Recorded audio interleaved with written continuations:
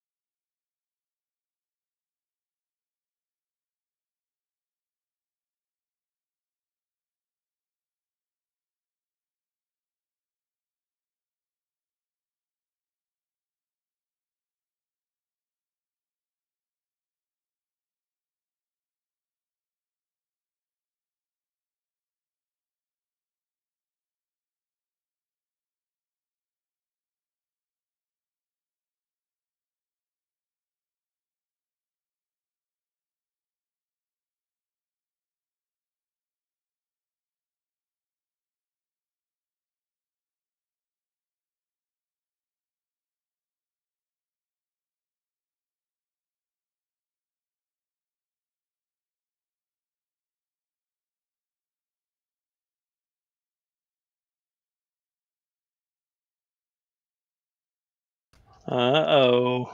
Oh my gosh, he's going to have to start over. And that was a really good intro, too. I know, right? Hold on there.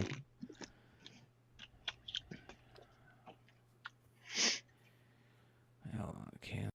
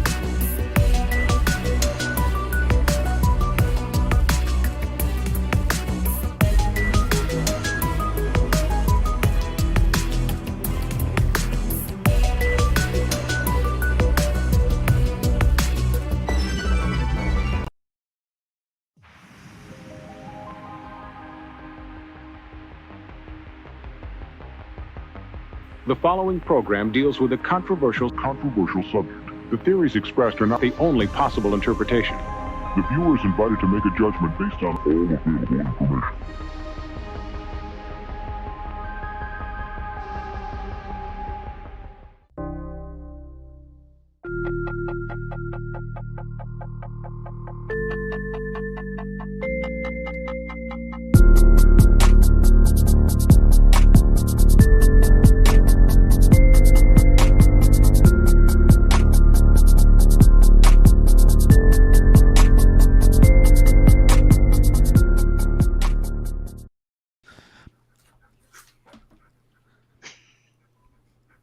Just joking.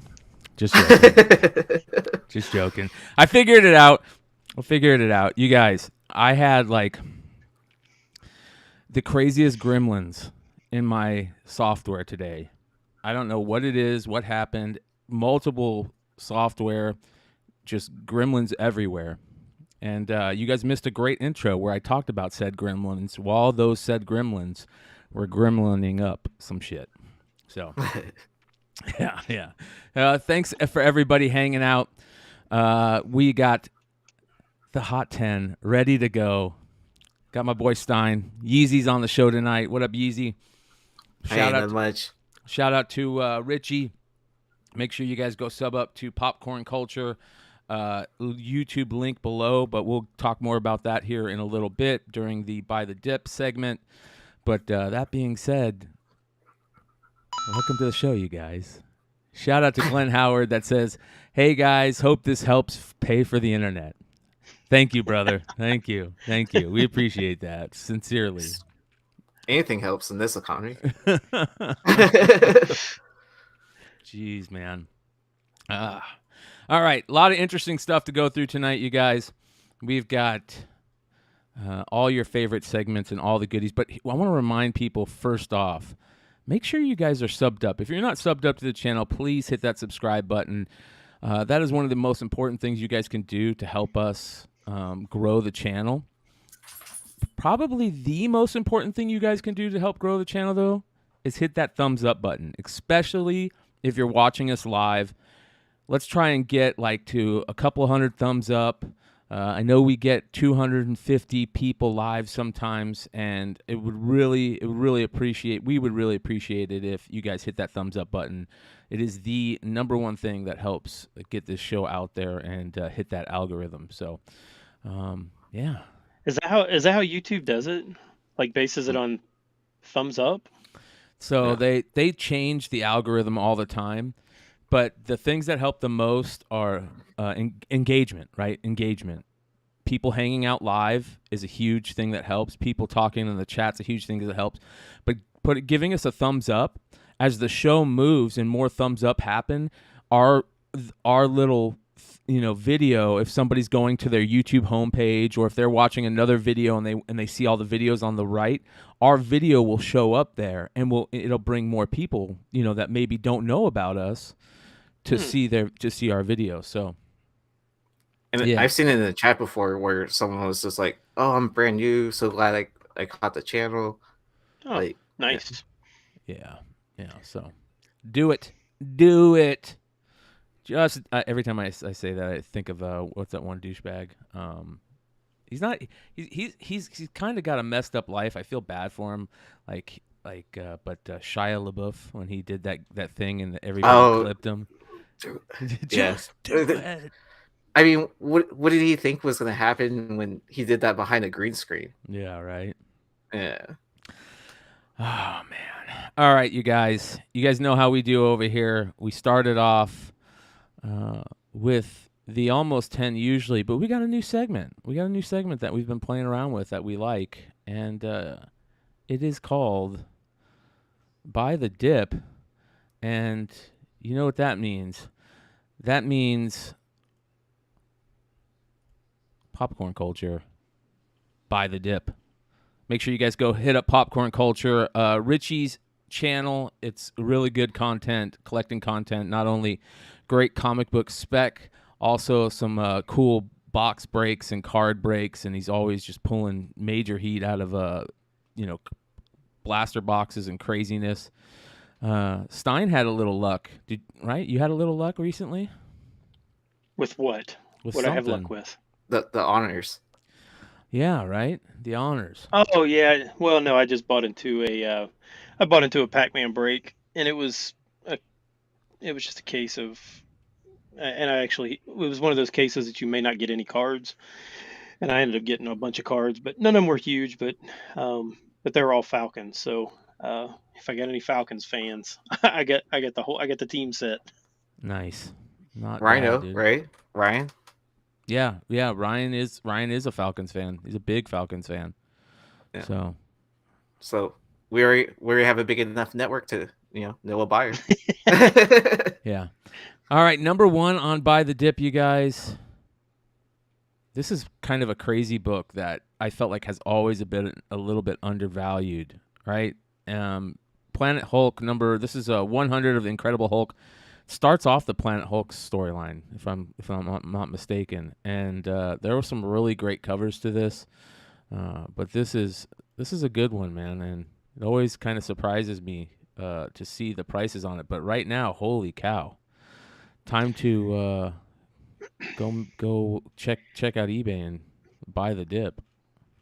Yeah, so they've got the green one and then the gray one, the gray Hulk. And the Gray Hulk's really hard to find. It actually is way down as well. Like I just saw a 9.8 of that sell for like $170, which is for that book Wow. is really cheap. But this one, this week a 9.8 of this sold last month. It was 150. This month it sold for $29. Wow. Yeah. Yeah. And then you're hitting So two fandoms as well on this, like Turner fans, as well as like anyone that's collecting Incredible Hulk. So yeah. Didn't they do a red variant of this too at some point, or is there just one that looks like it? I think it kind of looks like it, but I Yeah, I think that think was there's in the next series, like the 2008 Hulk run. Yeah. I might be yeah. wrong, but yeah, Yeah, and I think the gray variant used to, or like years ago, was on DeVoe's top 100 variant list, and like I said, it sold this week for like $170 or something like that for a 9.8. yeah, that's a great book. Turner's starting to get some love. I love seeing that, man. I think he needs more love. I know it's on Buy the Dip. This book is on Buy the Dip, but I'm seeing more and more people talk about Turner. And even doing this right here, yeah, these books are cold, but by us showing these books to people that may have not seen them, we're opening their eyes to some great artists that don't get as much love as the other guys. Yeah. So, next book on Buy the Dip. This was an interesting one to me to see this on here. Black Widow, the number one. This is the variant from Jay Anceletto. And I think a running theme with Buy the Dip is you can get graded books for so cheap nowadays if you're just on the lookout. This included. Yeah, and especially if it's a store variant that was not like a big hit. Um, and I think this is the big caveat with all those store exclusives out there. If you're buying them just to buy them because you like the cover, great. But I mean, there are so very few of them that like hit. And this one is one of those. Yeah, this was again. I don't ever mention who it's from. Brian can definitely do that if he wants to. But a CGC 9.8 of this sold this week for $13, and I'm pretty sure Wow. that probably the buy-in for this was for the trade dress was probably 15 or $20 on its own, and you could buy a 9.8 for $13. Wow. You know what I would love to see? As a matter of fact, you know who would be good at doing the show too? It would be Yee and the crew over at Long Story Short. I would love to see a show that shows some of the crazy exclusives, retailer exclusives from back in the day that you can get for super cheap right now. I bet you there's a ton. Oh yeah. Oh, that's a good idea. I know we've done theme shows before where we just listed out straight out bangers of like store exclusives. But I mean that's a really good idea as well. Like just stuff that you can find that's like on the dip.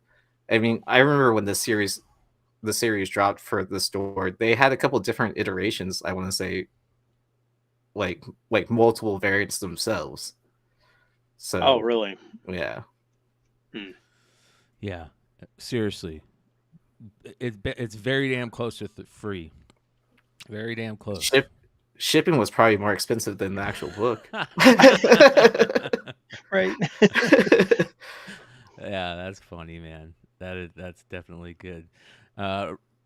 Next book on the list this week. This one, again, a book that I just don't understand why it doesn't get the love that it should.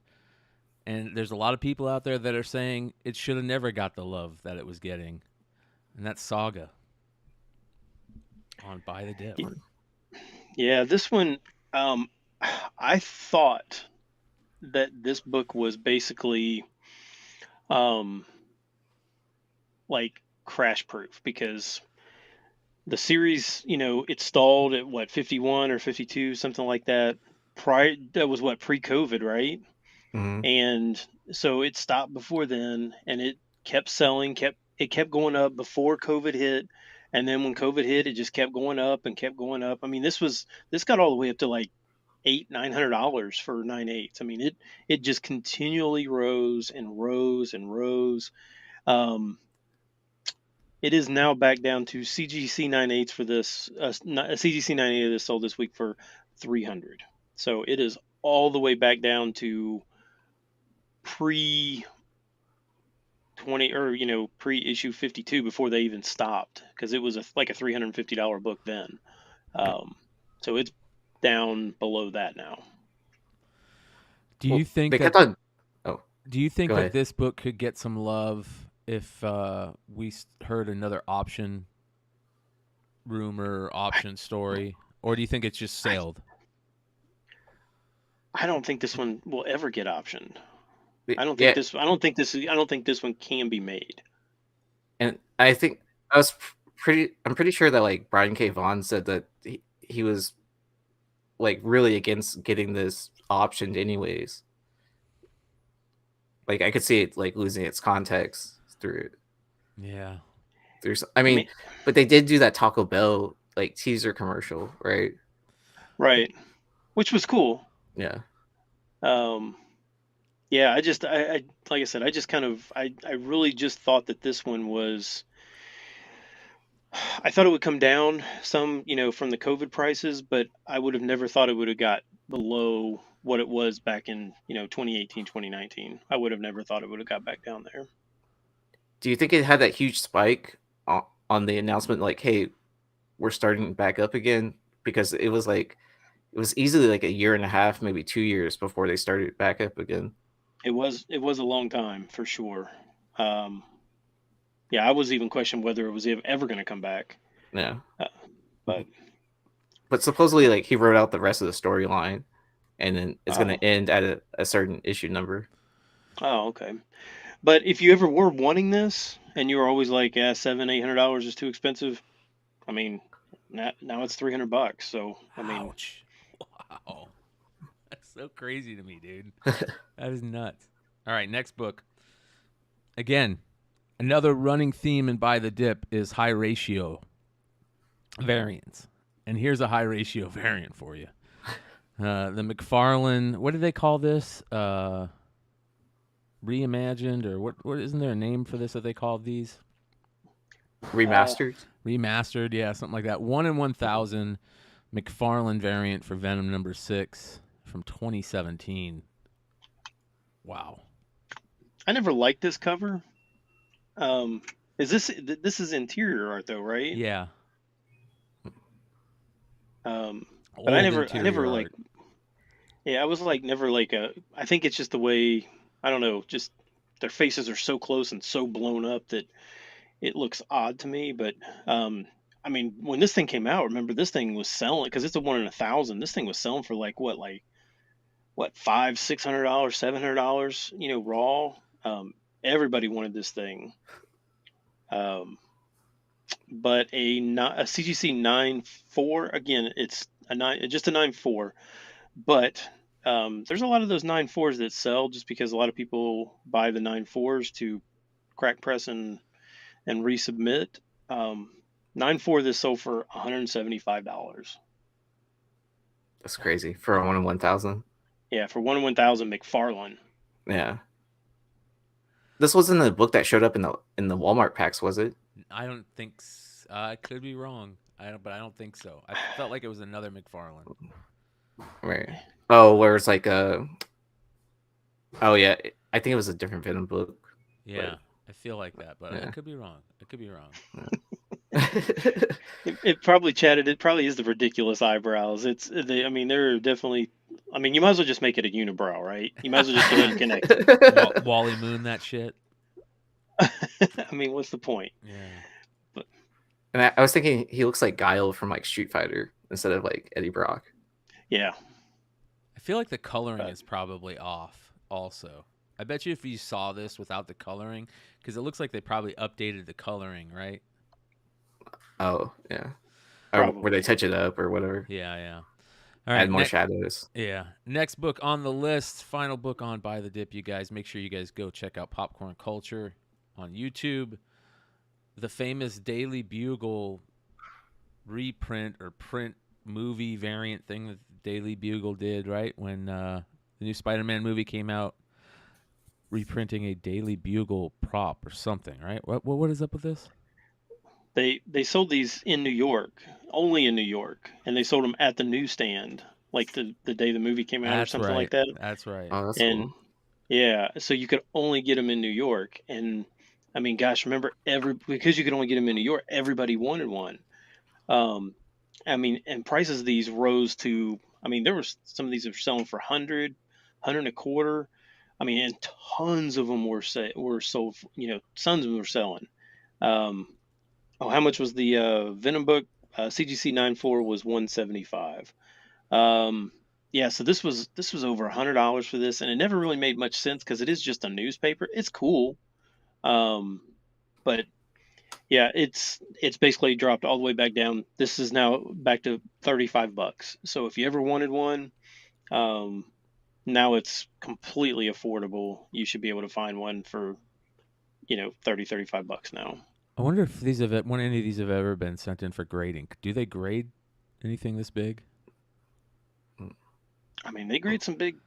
I don't know how big this actually is. Like, is it the size of a newspaper? I don't know. I mean, I think it's I the see the size of newspaper like fold. the small the Like shorter an insert. newspaper. Yeah, like a Yeah. New Times or something. That's I mean, another this would thing. definitely have to be pressed, right? Oh Because yeah. it's got that fold. They all are Oh, folded.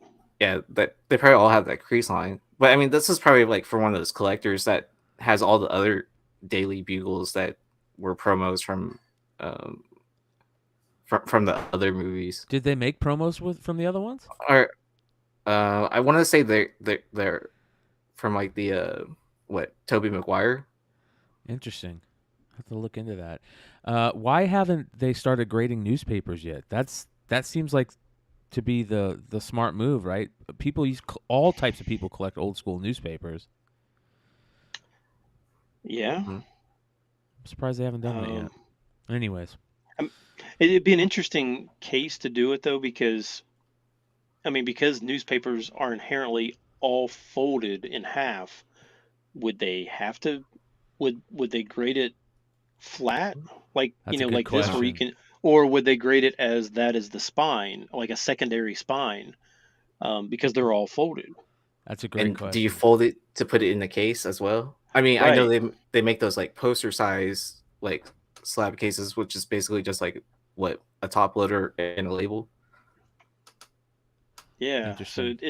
it'd be weird to. The one thing, honestly, that I'm surprised that like CGC has not started grading, are records, because those would display really, really cool. They'd be big, but they would be so cool to have, um, In like case. especially if they're not sealed, have the vinyl on one side and the sleeve on the other side. Yeah. That would be cool. Yeah, Yeah. especially with all the different color vinyls too. Mm. Yeah. I'm telling you, man, ever since I started really following CAS action figure grading, and then I saw the CGC video game cases, I think like there's so many things that would look cool graded in a cool looking case and displayed. I even like certain action figures better graded loose in the way they look, the way they display loose graded than they are mint on card. There's just something cool about that, and they can be displayed so easily. So many people make those like frames where you could just drop those things in and put them on the wall. There's so many, Bird City did it. Hive is doing it for all different types of products. So that's good stuff. All right, speaking about products, you guys, go use promo code BOGCAST at Manscape for 20% off plus free shipping. Your balls will thank you. Score some Manscaped ball preserver and some ball toner. What do you think about that, Stein? Are you asking for me to get that for you for your birthday? Is that what you want? As long as you use promo code BOGCAST, I'm all good for it. I'm all good for it. So, yeah. All right, let's get into it, you guys. The almost time.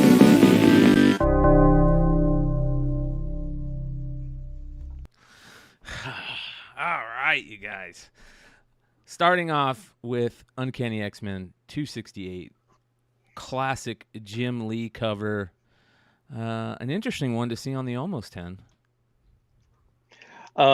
Yeah, this one, and I will say this with all lists that I put out or anybody else puts out, there's always caveats like, um, you know, I don't know.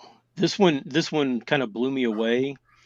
So this is the newsstand. Obviously, everybody loves these newsstands. Um, but a newsstand CGC 9.8 sold this week for $1,500 Wow. of this. That doesn't seem right, but I figured we at least need to mention it. How many are out there? If anybody can give us a quick heads up in the chat, go take a look and see how many 9/8 of this book in newsstand are out there. That would be the interesting part. Yeah, I don't know. So I don't even like this cover that much. I don't either. Do you think it's because it's so close to 266? No, you know what? No. I do like this cover. I'm wrong. I really like this cover. I like this cover. I hate seeing this cover homaged though. Every 90% of the homages I see of this cover, I don't like because I do like the original so much. Early Jim Lee, love Captain America, love Wolverine. Black Widow is Black Widow on this cover. Nothing special. But I mean, it's cool to see team ups getting some love. First, Yeah. like, isn't this the first team up for them? yeah. And, we were talking the other day about X-Men artists. There was a page that sold from the Byrne Claremont run. It sold for some ridiculous amount, probably cheap actually, in the scheme of things. But we were talking about great X-Men artists, and we're like, who are the greatest? Like Byrne's got to be number one up there, and somebody said Jim Lee, and you don't really. For some reason, I don't think of Jim Lee as much about when I think of great X-Men artists than I should. I should think of him up there, right? Or am I right in thinking that maybe he isn't one of the greatest? I think because this is so early Jim Lee that I don't think it's as polished and like his Batman just Exactly. looks. I think Batman looks so much better. Yeah. Or just what he's known for, at least, like Yeah. with what he did with Marvel. I mean, it's not like Marvel reprinted a lot of his like early work. They reprinted his like trading cards into variants and all that. Yeah, and some of those don't look that great. Yeah, exactly. that too. But there's some that are absolutely beautiful. I think Jim Lee's DC work definitely is better than his Marvel work. And you're right, Stein, it's because he's so much more polished at DC. So, man, I am pissing off the chat. Like they are so mad at me. What are you talking about? Jim Lee's Marvel run is known for X-Men. I mean, I get it, but I don't think he's up there for the highest X-Men artist. I don't think his art on X-Men was better than Byrne. I don't think it was better than. I'll be honest. I think there are some guys after Jim Lee that were better than Jim Lee X-Men wise. So, I don't know. Maybe I'm on the outside looking in. Well, and it's probably like people are probably also thinking of just like the X-Men title that where he started that issue 1. I mean, how many times has that been like redone for his work? Yeah, either in like foil editions, anniversary issues. Maybe I should say that. Maybe I should say I don't like the early Jim Lee X-Men stuff as much as I like the later X-Men stuff. The 90s side run. Yeah, I don't know. Well, let me tell you something. You are going to piss off a lot of people, Stein, with that type of comment. I just, hey, it is what it is, right? I mean, hey, there's a bunch of people that love Rob Liefeld. Yeah, that's Liefeld, Mr. Liefeld to you. All right, next on the Almost 10. This is an interesting one. I bet you there's a lot of people out there that have never seen this, and I bet you the people that have seen it are like, I think that's in the dollar bin at my store. Well, if it is, you should go pick it up. Legend Fell #1, a badass painted dragon variant that is amazing. That I wish I would have So known this about just came sooner. out this week. Is it? So this is this is brand new, and I'm gonna throw everybody. I don't tell you guys these things because I have some kind of interest in it, or I want you to guys go do something. But if you like this cover, it's sold this week for $35. There's very few. It just came out. It does the way American Mythology does like some of their covers. They do have like different cover prices for some of their variants. So this one does have like a $10 cover price. But if you like this and you can't find it, you can go to American Mythology's webpage and you can buy it direct from them for $10. So if you like this cover, which I mean, it's no Kirby, but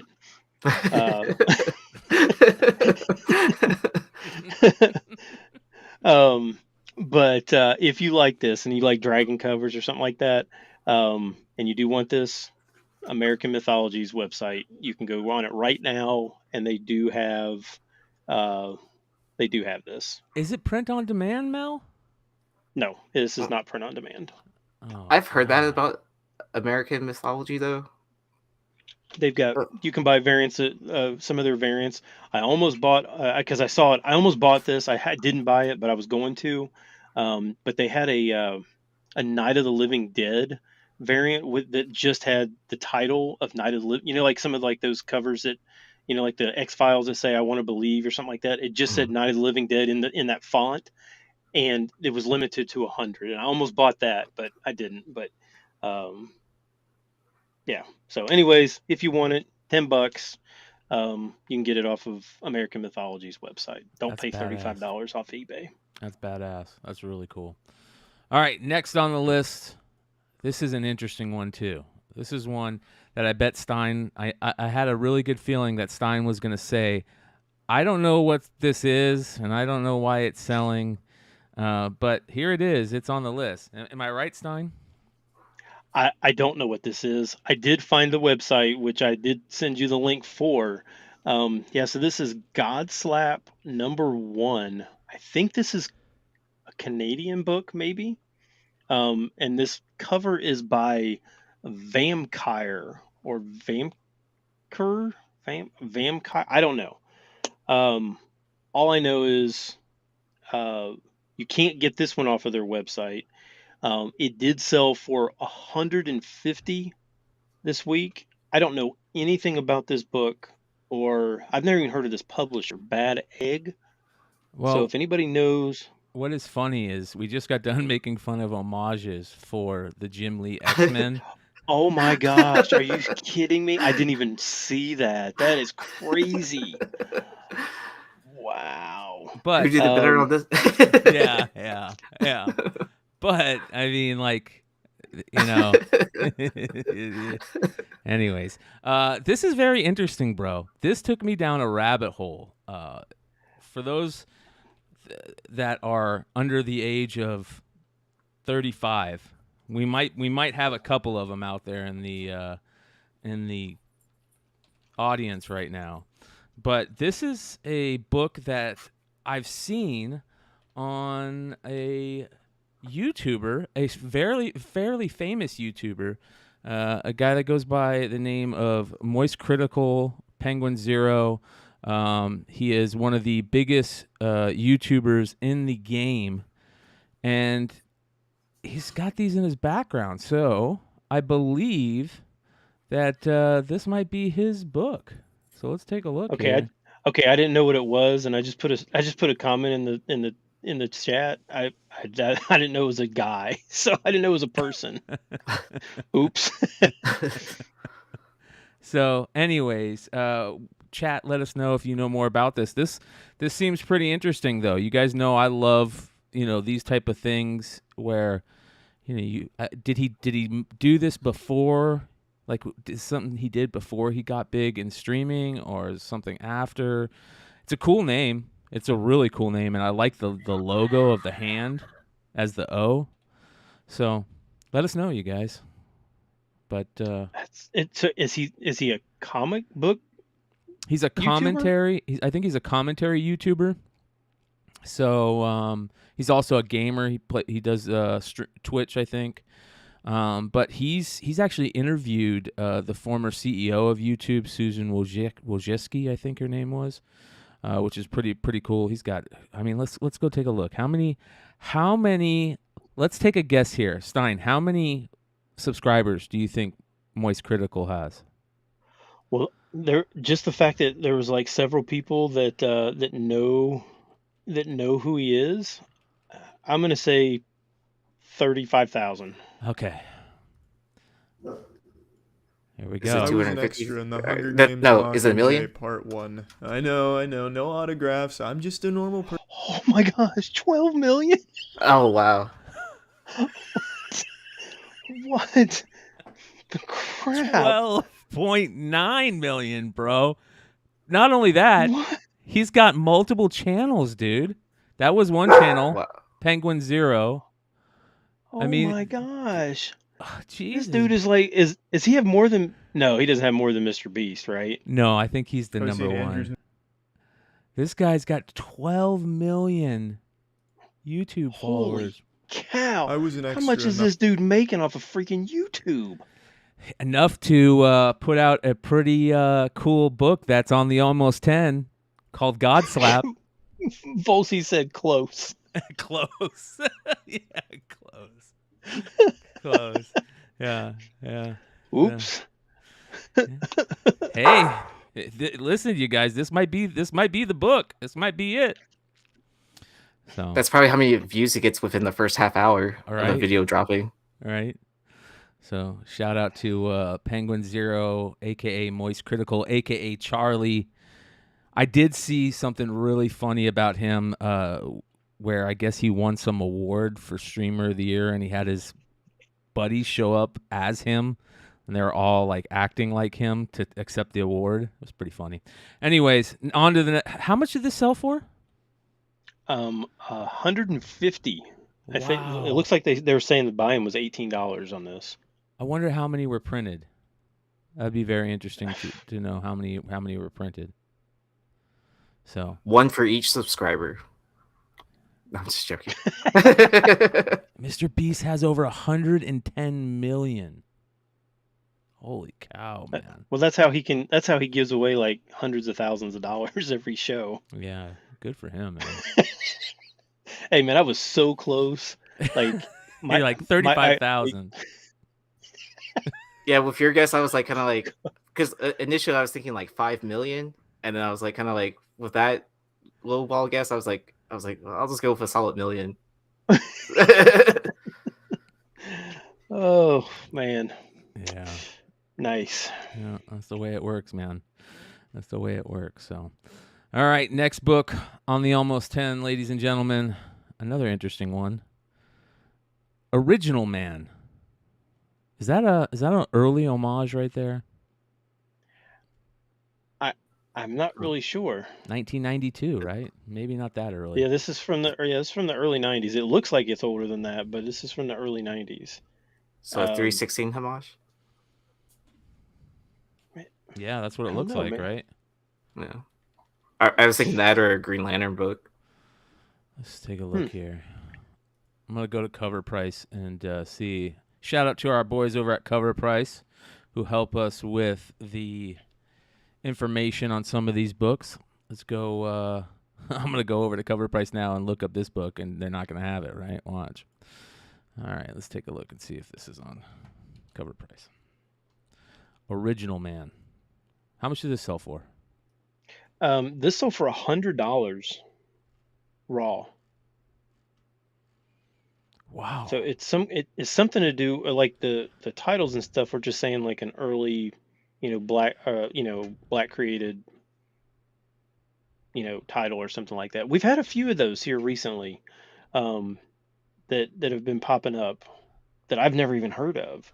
There's a number 0 for this, so be on the lookout for that. And then there's another number 1. So this is His mom bought it. This is interesting. So that says number 1 from Mega 7, right? And then if you go over to Cover Price, they have one That looks a bit different. Look at that. So, yeah, I don't know what that book is. Original Man. That's the Saga of Original Man. Let's go see if they have any others. No. Well, interesting. We might have a book to have Mr. Matty DeVoe add to cover price. This Original Man #1. Pretty interesting. $100. $100. Face to Face with the Aryan Avenger. Interesting. It says here, attention alert Black Comic Lords. Yeah, make sure you guys go check out Black Comic Lords podcast. They got good stuff. So there's a lot of people really specking on what. Get out of here. Get out of here. What are you talking about? Yeah, I did. Yeah, almost as many as Spider Boy. Yeah. Shout out to Billy over at Economics and Comics. Yeah. You guys got to let us know. This looks pretty interesting. This is probably something that might be worth checking out, doing a little deep dive on. All right. James says this issue's not even on Mile High Comics. Wow. Please don't be another fake that people are just drawing out there. I don't want to get into that again. No more, please. And yeah, no kidding. You know what I mean? All right, we've got some more here. Original Man. Why didn't this one show up? There's one that I'm missing here. Let me see if it showed up. I think I gotta add it. This one that you talked about here was very, very interesting. I remember getting these as a kid all the time. These collector's packs. Mm-hmm. I'm sure a ton of you guys are sitting out there going, I've got 5 of these in my drawer over there, or in some box in the garage. And there was a lot of Venom stories in there. But here we go. What's going on here, Stein? Okay, so yeah, I don't think that there's anything special about the books in here. This little collector's pack has issues 1, 2, or 3 of the Mace miniseries, Venom the Mace. So it's got the whole thing. But most of these Marvel packs, there's nothing like different about the books. And these books are, I mean, really nothing, right? I mean, they're like $3 books, but this pack sold for $200. And I'm confused as to why you would spend $200 on. I mean, you're basically just paying for packaging, right? Because there's nothing different about the books. Yeah, maybe nostalgia. Maybe it's comic book money laundering that we see all the time. But you would think if they're going to launder some money, it wouldn't be $300. So Zombie says those are newsstands in there. Ooh. But would that really? I mean, okay, so maybe they are newsstands, but still. I mean, high grade newsstands. What do you think there's newsstands of that series sell for? I don't know. I mean, it's still just Venom the Mace. It's not like, the red Venom. That one I could maybe see because you might be able to get a higher grade, Venom Lethal Protector. But I didn't think anybody was buying Venom the Mace. But yeah, even the newsstands sell for $1. Yeah, that's interesting, dude. Yeah, the only pack I can never think of that had like any book of importance is the one that has the New Mutants 87 in it. What? Really? So, there's a collector's pack that has New Mutants 87? Yeah, it's like 4 books. I don't remember the other 3. But it's like one of those books that's like squeezed in the middle. I did not know that. I'm going to take a quick look at Marvel collector's packs. Dude, there's other people that have that for sale for a pretty crazy amount. Pretty high amount. Yeah. That's crazy. That's so weird. Yeah. It is weird. I don't get it. I'm with you, bro. Maybe those are starting to dry up a little bit too. I guess. I don't know. I mean, I could see it with the DC ones because you're trying to get the DC variants, but the Marvel ones didn't have that. Yes. Boy, if they would have though, think how cool that would have been. Oh yeah. You know what? Speaking of the DCU variants, You know what we need to do a deep dive on? You know how later on in that DCU variant run, DC Universe variant run, where they started, instead of putting DCU on the box, they started putting the logos? Like the Batman during Night's End, they would put the Night's End logo in the middle, or they would put those are tough to find too. Supposedly, those are. Yeah, there's a whole different list of bullet variants because that's kind of it's the DC bullet logo. There's definitely a whole different, and there's also they did a ton of them with the 0 Hour logo as well. Yes. But yeah, I mean the list is definitely for the bullet variants is not as comprehensive than it is for the DC Universe ones. Yeah. Up the down 7. There's a sealed pack on eBay right now for $35. Quick, someone go pick it up and sell it for $350. Do you think maybe they put an extra 0 in there? Yeah, I mean, like I said, I put these on here a lot of times just because I just want to make sure you guys are aware of. I realize that some of these things are fake, but also anybody that is watching these things, you just have to be careful. You got to be careful what you're doing, why you're doing it. There are people out there clearly that are trying to manipulate things. So can't always go by. I mean, I've done it before. I've been stuck. I'm like, oh man, this book's selling for $80-$90. Cool, I'm gonna get it for $20, and I go buy it, and I'm like, sweet, and I put it on and put it up for auction. It sells for $22 or something like that. It's like, well, no, it should be selling for 80 or 90. What happened? Well, they didn't really sell that much, but. All right, we got some more interesting ones. This one is very interesting. That's next. I know a lot of you comic book coomers are going to go crazy over it. Sex and Horror, the art of Alessandro. Oh man, that's a tough one right there. That's a tough one. I'm gonna let you. You gotta say like an Italian. Befignandi. Yeah, that's pretty good. That's pretty good. Yeah, I think that this is. This is not old. I don't believe it looks like it's old, but I don't think it's that old. But it did have like a $30 cover price, I think, on this. I think is what it showed, but I've never seen this before. I just thought it was interesting. So for $85, which was way over what cover price is, but like I said, I think this is only maybe 10 years old or something. They do a bunch on different people, it looks like. There's Sex and Horror, the art of Fernando Carciupino, the art of Alessandro Befignandi, the art of Emanuele Taglietti. So this might be this is kind of interesting. This looks like a mashup of covers. It's like I'm gonna go with zombies, bondage, and vampires all in one cover. Right. But it does look like it's all painted. I don't know how big this book is, or I mean, I think it's a hardcover. Whoa! Wow! All right. No, don't. No, I don't. I can already tell, Brian. Don't show it. No. I'm not going to show it. I'm not going to show it. He's trying to get us flagged. Yeah, no. I'm not going to show it. But what I will say is, I was right. I was 100% right. And you could buy copies for... How much did you say this sold for? $85. I'm just going to say go take a look, you guys. Go take a look. Wow. At the interior art? No, at what you can pick them up for. I mean, the interior art is very interesting. It is very interesting. I'm glad it's a book. And I don't have to talk trash about titty comics.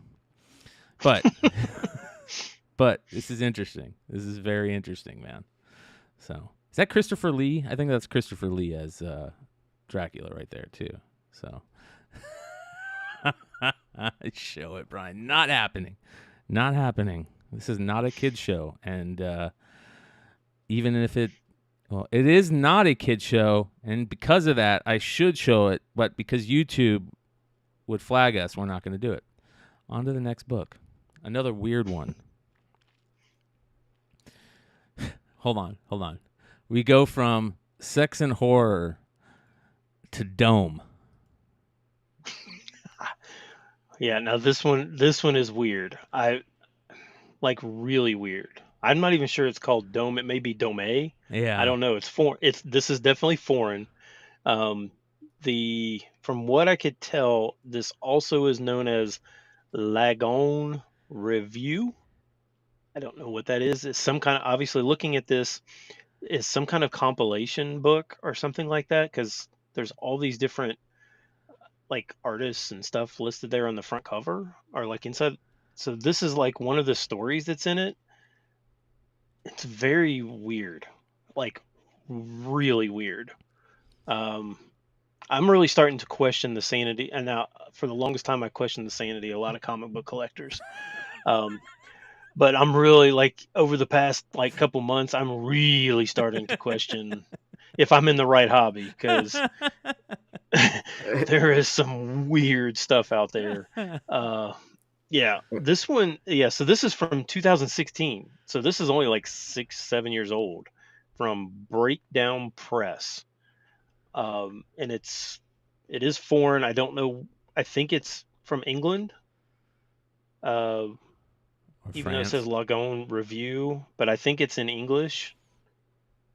It's Yeah. interesting. So if Josh says this is weird, this is weird. But it's 2.5. I love. It's not even 2. It's 2.5. Yeah, the like from what I could tell, it was saying that there's an issue before and after this, number 2 and number 3, and this one came right in the middle or something. I don't know. Sold for $250. Again, I don't know. It looks like it's. I can't tell if it had a slipcover on it before. I mean, but it looks like the binding on this looks like one of those books that would have had like a slipcover on it. Mhm. But I didn't. This is the copy that sold, so I don't know what this is. Only Very 500 strange. copies. So 500. I think so. It says here Dome is that what that little triangle is? Maybe Dome is a comics anthology made as a collaboration between Lagon and Breakdown Press as part of the 2016 FIBD Danglome with the sponsorship of Risograph. All 500 copies of the 40-page book were printed and finished at the festival with help of all the artists, but especially Alexis Beauclair, Sammy Stein, and Joe Kessler. The book contains work by Lando, Amanda Baza, Simon Hanselman, Jeremy Perdeau, Brittany Henney, Sammy Stein, Dash Shaw, Hugo Ravon, Antoine Cosset. A lot of names that I don't recognize. Let me know if any of you guys recognize those names. But $250 is a nice little come up on that if you find any. Holy cow. Yeah, and I Jeez. definitely agree with the chat. I definitely thought this was Epcot Center. When I first saw it, I was like, cool, Disney book. And then y'all started explaining, I was like, kind of like, nope, not at all. And then like one of those panels, it looked like it was like Rosie from the Jetsons. Yeah. In like that top right corner. Yeah. Yeah, this one right here. Yeah. Interesting. It's so weird. This is so weird. What is that cat doing? Look at that cat in the middle on the right hand side. What is coming out of his mouth? What is going on? And what are they drinking? And look, I know it's coming out of the witch's mouth too. Look at the bottom left middle panel.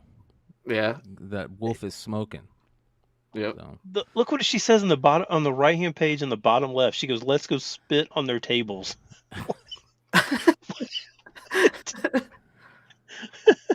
Like you said, dude, there's some interesting collectors out there. All right, next on the list, let's get back to normal.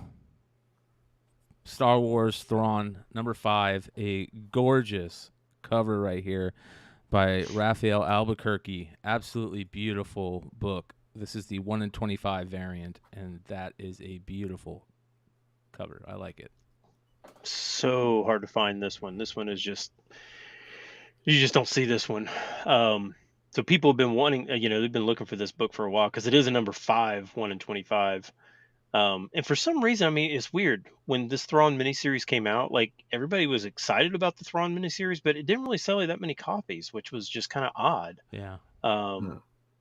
But did this come out so this may have come out. Let's see. I'm looking at the signature. 2019. And it says 2019, but did this come out in 2020? Did it come out during COVID? I don't, or did it come out before It COVID? came out before COVID. It was before. I Okay. believe so. Yeah. Anyways, this people, like I said, people have been looking for this book, but it did break an all-time high this week. A CGC 9.8 sold for $1,000. Wow. Oh wow. Yeah. Well, I mean, it kind of makes sense with the news of Thrawn that we heard, and then the episode of Mandalorian where they're just name dropping Thrawn like at least like 50 times in that episode, right? Yeah, which was cool. That's about the yeah. only cool thing that's going on for me with Star Wars right now. I'm super disappointed over Mando, and at least this is a beautiful cover. We can talk positive about Star Wars. So, but don't worry, you guys. We got more Star Wars on the list. 9.8, $1,000. There you go. Be on the lookout, you guys. All right, this is a book that everybody was crying about last week, so you know we had to put it on the list. Spider-Boy, the Amalgam. I remember when Amalgam happened. I was a kid, and I was, first little foray into comics where I was just going crazy and reading, and I remember being so stoked for Amalgam, and I bought all of them. They were so cool. So, yeah, that Legends of the Dark Claw was awesome. Yep. Oh, I mean, like seriously, Wolverine and Batman. I mean, that was like perfect. But good stuff. And that Batman and Adventures like style of art too. Yes. Yeah. Didn't they do two of the Legends of the Dark Claw, right? Yeah. Yeah. Did they? I think so. Yeah. The other one looks like radically different, like where it's more of like this kind of style. Yeah. But I found the other one in like a back issue bin for like $1, maybe $2. I was so stoked. Yeah. Patrick M says this book is proof how stupid the community can be sometimes. It almost makes me feel like Dan Slott is just trolling, you know? Yeah, people started jumping on this thing just because of the Spider-Boy title or whatever. But gosh, this was dollar book, and this week it was selling for 10 to 15.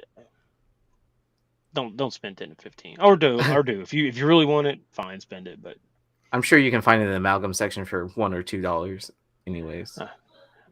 Some of our greatest supporters, explain really hard how you have to say no to FOMO. Some of our best subscribers for sure tell us that. So we just want to make sure that we reiterate that point. Yeah. For our fans. But yeah. So this is a first appearance, says John Horn. I was gonna say someone's gonna probably make this argument that this is the first appearance of Spider-Boy. How many of you guys in the chat went and bought a bunch of these up? Be honest. It's okay. I want to know how many people in chat thought that they were slick and went and bought a bunch of these up to resell. I'm still trying to figure out how, when they were coming up with the mashups, why did they pick Superboy and Spider-Man? Like, nobody cared about Superboy. Yeah. Why didn't they do? Well, wasn't that at the time when they were trying to push Superboy because of the Death of Superman stuff? Yeah, maybe. But I'm thinking that I would have rather like Spider Nightwing or something would have been like really cool. But Spider-Boy, I don't know. Yeah, they could have done some different mashups. That would have been really cool. That's for sure. So. Yeah, still a dollar book after all the hype. So yeah, but all right, let's continue on. How much was this selling for? 10 to 15. Okay. I just put it on here just to talk about it, but yeah, this is definitely not one that's. Buy the Dark Claw book instead. Yes. Yeah. For that price. Yeah. Yeah. All right, next we've got a pretty cool one. Adventure Time Season 11, number 1. This is the Lucas Wernick variant or Wernick variant. So. Yeah. So if you've ever noticed some of these Adventure Time books, some of these variants are really hard to find. And I know there's people that this has got like a little bit of a cult following to it. It's not super huge, but it's enough. I don't really know why, or I was trying to find. I didn't see on like my comic shop or anything that said that this was like an incentive. It's just they just had it listed as like a D cover, but I don't know if it was an incentive. All I know is this thing sold for $160 this week, which Oh wow. I would have never thought that this would have uh, sold for that much. I love the Adventure Time comics for one reason. Actually, two reasons. One, I love that little Game Boy character. I think that's a cool looking character. And two, I love how they did, and this is back when doing homages was cool. Back when things were Oh, cool. yeah. And they did the Marvel 25th anniversary variants, and with all the characters, and they had the. Oh yeah. I love those, man. So good. Those were actually pretty cool variants to find too. I Yeah. think that Nintendo character, his name is it Nemo? I want to say something like that. Yeah. But Nate, go up to Second and Charles. I'm pretty sure they have this book. What is who's Lucas Vernick? Is he the guy that created Adventure Time? I guess Ultra talked about his first First artwork. or something. That'd be interesting. I'd like to throw that on the list. So, Righteous Flipper says, just like Sonic, Mega Man, Scooby Doo, there is a group that will buy these titles. People are always asking for them. Well, that's cool. Yeah, that's interesting. Mel says he has the only graded one on the census of the first Lucas Vernick. What is it? That's very interesting. Mel, why aren't you on? You should be on the show. Change your work schedule, bro. What are you doing? Oh, I think he's saying this issue is. Oh, this the, issue is. Yeah. Wow. Is he somebody But- famous? He's like the cover artist. I know, no, but I mean, like, does he do it? I mean, is there something I would know? I would have never known who he was. Yeah. I think he, if I remember correctly, I'm gonna look I want right to say now. Ultras. Yeah, I think he's done work recently. Like, so I want to say he's an up and coming artist. Visual artist Lucas Vernick. Let's go check out his Instagram. Hopefully, we don't have to worry about anything crazy to get us kicked off. No, I'm just joking. Wow. Holy cow. Look at that. Is that him? Holy cow. That's beautiful. Well, that doesn't look like the Adventure Time book. Wow. How did I not know about this guy? I've never heard of him. Right? He's pretty damn good. Look at that. John says that he thinks his first is on a Power Rangers cover, which I don't know. I hadn't even heard of the guy before this. Oh, I remember that conversation. The Power Ranger book was a Kickstarter book. Dude, this guy is just amazing. Holy cow. But that would still qualify as his first, though. No. Yeah, Even if it even was if on a it's Kickstarter, right? Yeah. Shout out to Swag. Oh, store variant. That's what it was. Stormbreakers. Wow. This holy cow. This guy's really, really good. Amazing. Wow, dude. I love this. This is why I love doing content. This is why I love doing this. For moments right here where Stein throws a book on the Almost 10, leads us down a rabbit hole to find an amazing artist that we should have known about forever. Like, holy cow, that is amazing. So be on the lookout for not only Adventure Time Season 11, number 1, the Lucas Wernick variant, but, man, the rest of his art is beautiful. Absolutely beautiful. All right. This next one caught me by surprise. In a good way. Like, I want to go find it. Bitcoin Magazine. In a 9.8, the magazine CGC cases, the new ones, they look really good. If you can actually get a book back from I think you're starting to see more of them on eBay now, and I think that they might be pushing stuff out a little bit faster. But yeah, they were sitting 2 years. It was pretty ridiculous. But I didn't know there was a Bitcoin magazine. neither did I. And this is from 2012. So when did when did Bitcoin start to? Is this right when Bitcoin started to take off? 2000. Oh, it started in 2008. Yeah. But I, it didn't really take off initially, right? no. Correct. You know who was the first person that I ever remember talking about Bitcoin? Trey.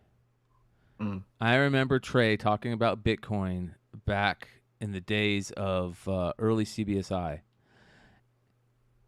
I wish I would have Yeah. listened. Yeah. I mean, still seems weird to me. I mean, I'm sure a lot of people made a lot of money off of it Yeah. if they, bought in initially.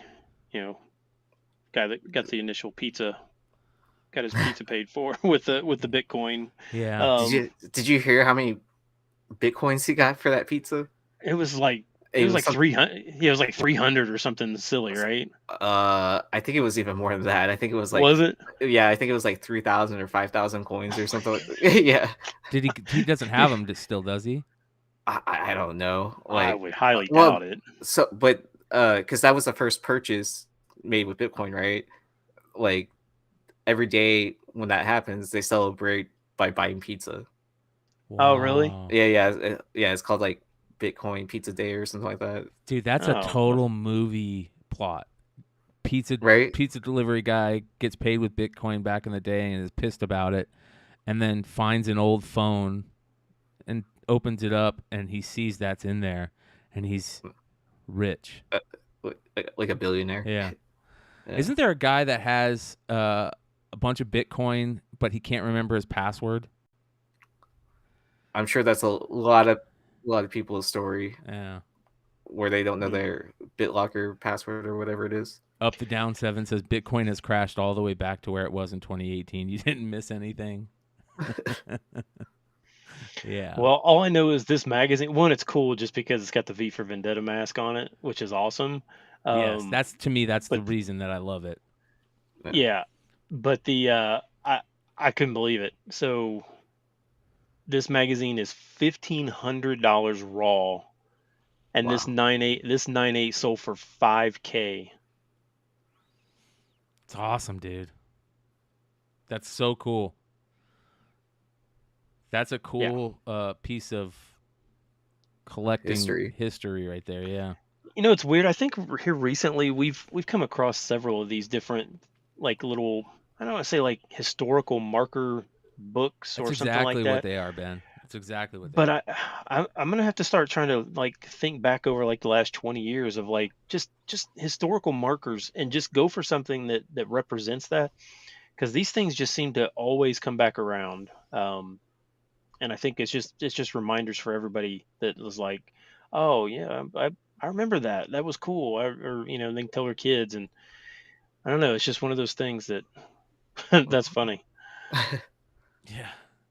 I don't think it is, but I mean, with the whole thing about, with the Guy Fawkes mask and stuff like that, like, wasn't like anonymous big during that time period as well? Like, just like different rules about the internet, like people's privacy, like all that stuff was coming up in question, like during this entire that time period. yeah. That's what I love about comics. That's one of the things about comics and collectibles that I love, is that you can see the change, right, in the times and how things change.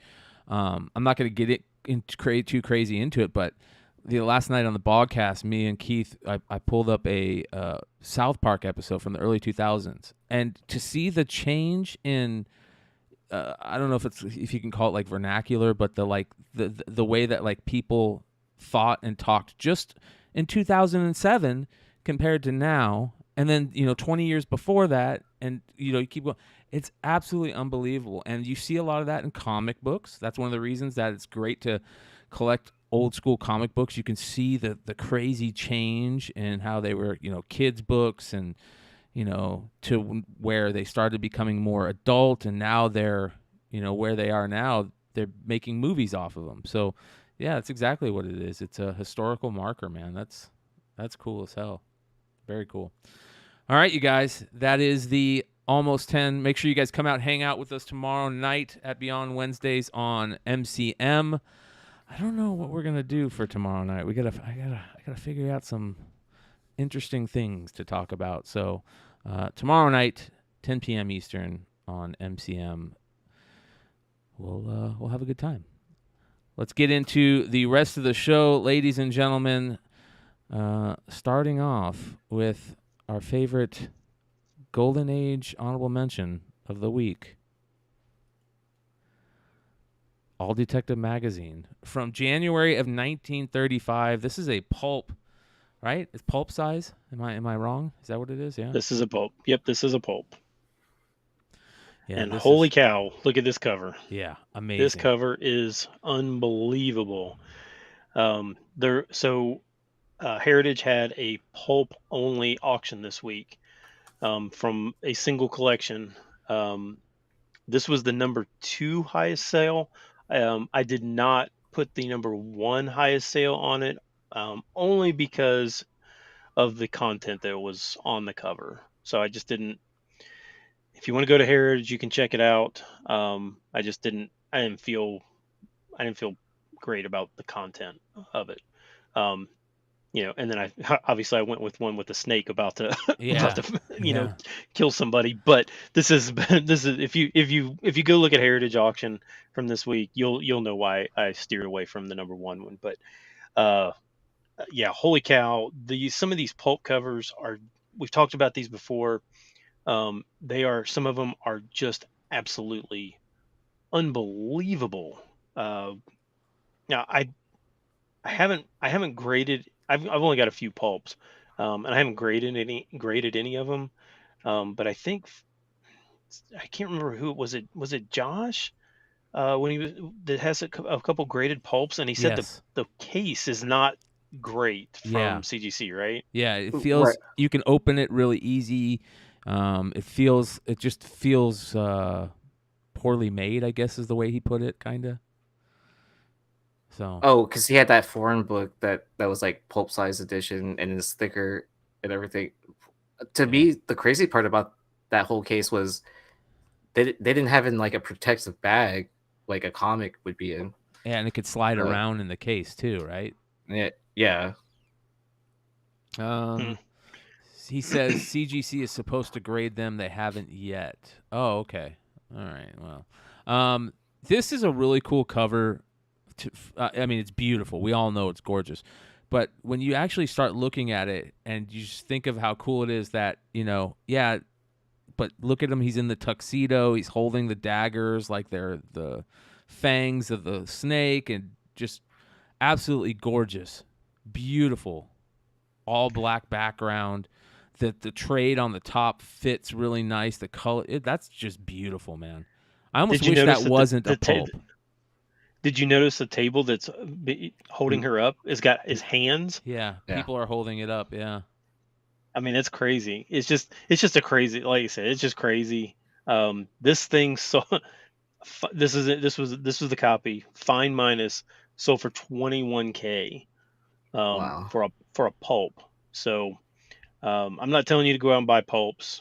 You do what you want, and I'm definitely not telling you to go out and spend $21,000 on them. But I think that it is a definite market that has tons of, especially you can get pulps a lot of times with good covers for $20, $15. Very, very cheap buy-in on a lot of those. I mean, these things were all made in like the 30s. Yeah. Rated RAR says, explain what a pulp is. So back before they started making comics, this is like 30s and late 30s, early 40s. They call it pulps because this paper is so crappy that it's basically like when they destroyed them, they just pulped them. They just basically because the paper is really bad. But it's more of it's not necessarily a comic inside. And these are like booklet, like, I don't know, they're probably, like an inch thick, something like that. Or more. And they're smaller. So they have like, 100 pages or something like that, 150 pages. And they're more just like stories. They have some pictures inside, but the covers are what people buy these for nowadays. Like this, like if this was on a pre-code horror Game book, over. oh my Yeah. gosh. I mean, this would be like one of those, if you got Punch like 12. oh yeah. I mean, Yeah. just but I mean, again, this sold for 21,000. So I mean, this isn't raw. So I mean, it's definitely not cheap at all. Yeah, but if this would be so much cooler if it was a pre-code horror book. You know. Oh my gosh. But I'll tell you what, though, if they make a really, back to what we were talking about earlier, if they make a really cool case for pulps, maybe we're not saying something like that in the future, right? Yeah, old school magazines, man. Old school magazines are so cool, and that's basically what these are. They're like old school magazines, throwaways. So, yeah, beautiful, beautiful stuff. Next on the honorable mention for this week's list, another gorgeous cover. I don't know what it is about this character, man, but I really like this character for one reason so far. I haven't been reading it, but Hallows Eve as a character is such a great drawing character, right? You could do so many cool covers with her, the way her costume looks, the masks. Like, this is a killer character right here, and this is a beautiful Stephanie Hans cover.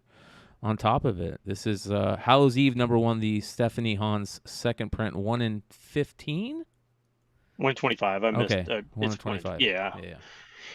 Yeah. And I agree with you, Brian. I think this is, I mean, I probably haven't liked any new Spider character that they put out in a long time. I mean, like, I don't like any of them, but for whatever reason, this one is just, maybe it's just her look, or the name is cool.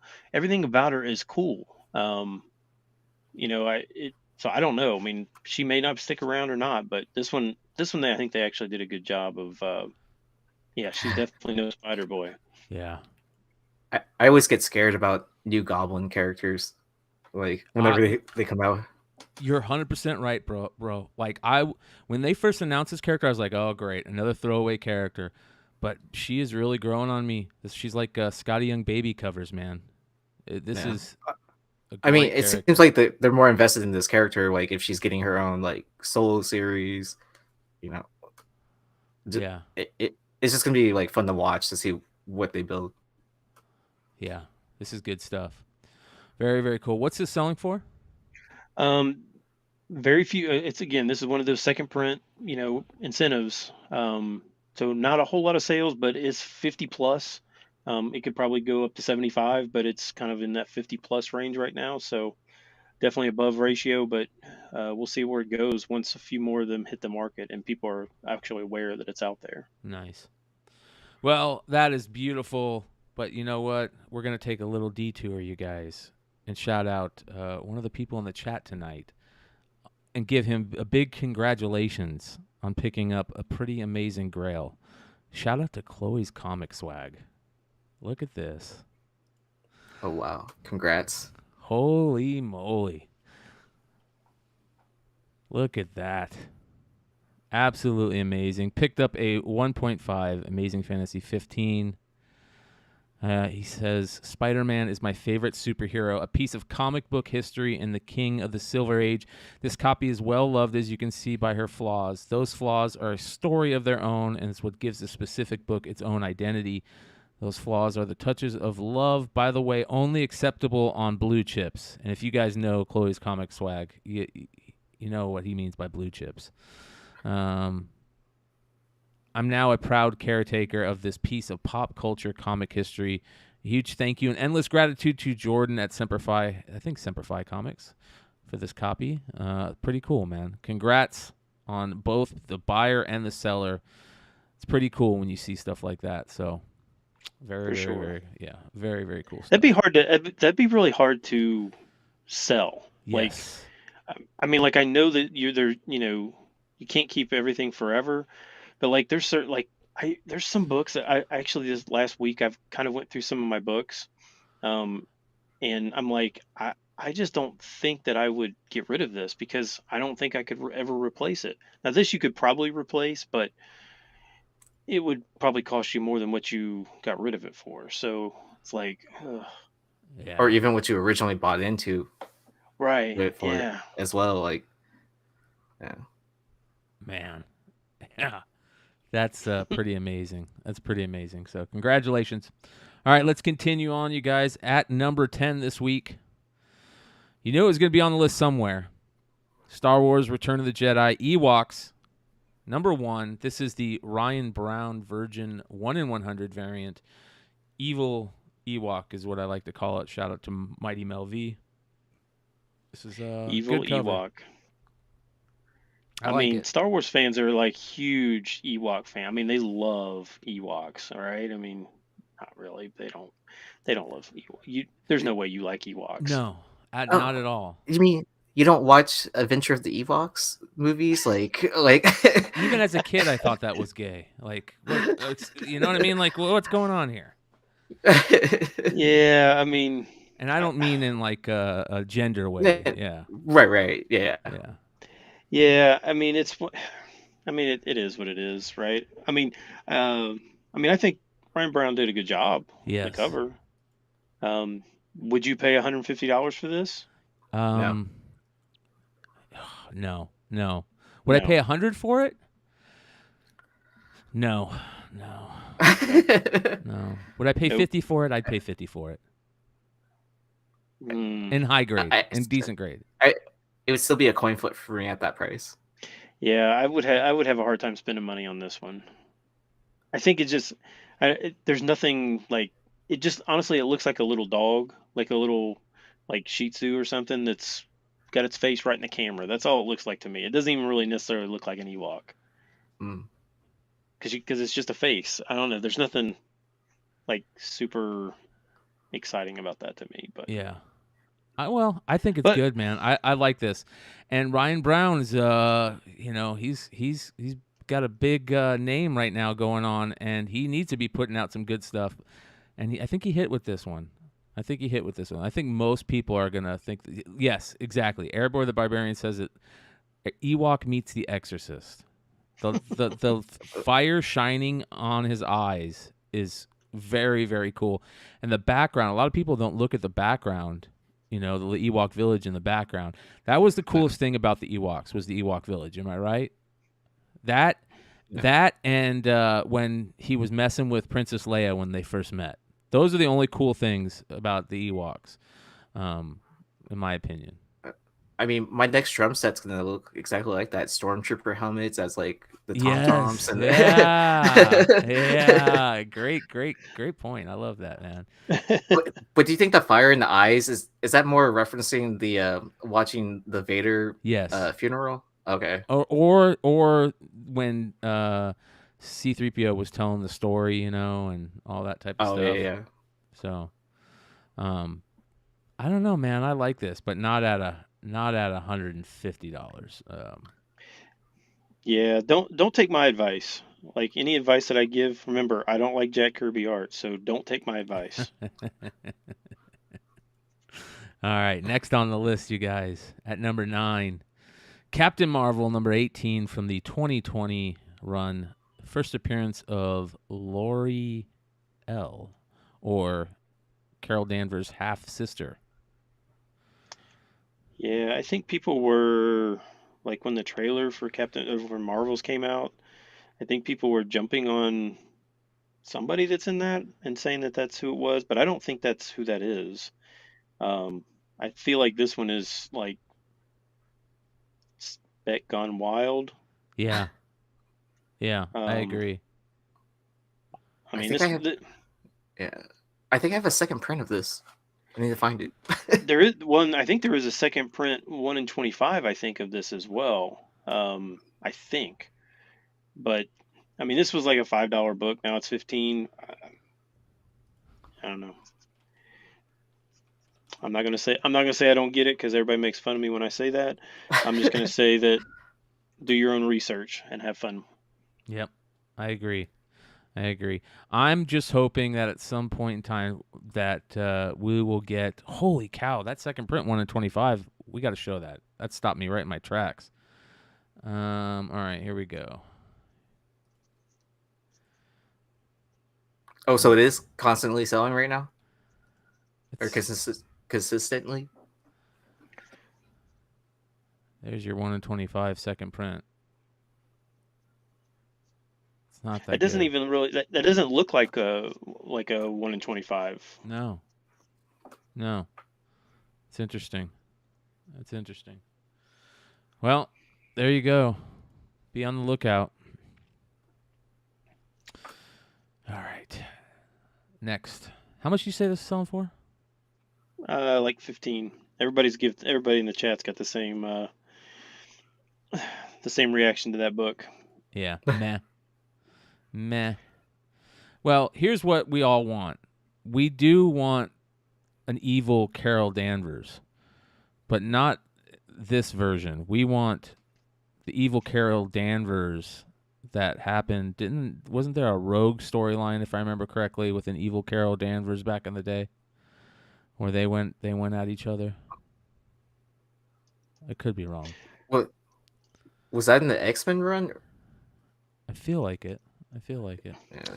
All right, here we go. At number 8, a beautiful Spider-Gwen cover. This is Spider-Gwen Shadow Clones, issue number 1. The second print 1 in 25. Speaking of second print 1 in 25s. That's a good cover. Yeah, by C.F. Villa. I don't remember that name. I thought it was like Noto or something like that. Yeah, Looking at it. it looks good. It has dude. that same vibe. I don't know. Is it just me, or is like Spider-Gwen seriously like the best looking character, like costume wise? Like Yes. she's literally like the best. She's like the best looking character out there. Yeah. I She's agree. got the hoodie, the colors complement the black and pink, and then like Yeah. they're like splashing in that teal blue. Yeah, like it just looks good, right? And she looks good both without her mask on and with her mask on. Yeah. Like, Yeah. she looks good with her mask off and her hair out and the hoodie on. She's just a great character. She's a great design character, just like Hallows Eve, right? Spider-Gwen, Miles, like the color patterns on Miles' suit, super easy change, but it works so well. Good-looking characters start out with, it's like starting out in life with a silver spoon in your mouth, right? You got a head start if you're a good-looking character. So Yeah. And she's a drummer in a band. Like, you can't beat that. Yeah, easy to cosplay. That's another thing. Yep. Who's another one? Gwenpool. That's another great design character. So this is a good one. How much is this selling for? This one is also 50 plus, so doing well. What is the Shadow Clones story about? Storyline. I mean, Let's take a look.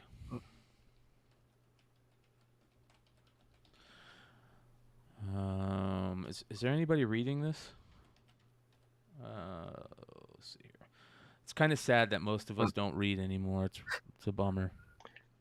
I just don't have time. Yeah. Sometimes it takes me like a month to pick up books from my pool box, and so like I'm already that far behind. Yeah, it just takes. I mean, man, I just don't. Life is tough. Yeah. All right. Let's see here.